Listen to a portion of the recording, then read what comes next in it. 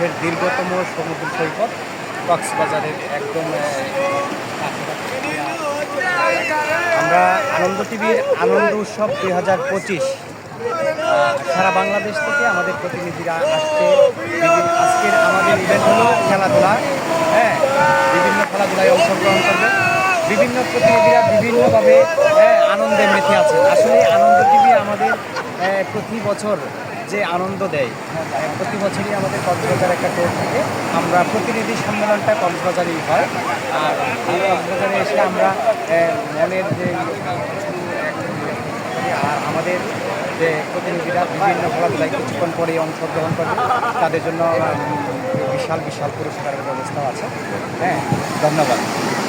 না ছোট high high আচ্ছা, কাম নাই কাম কাছে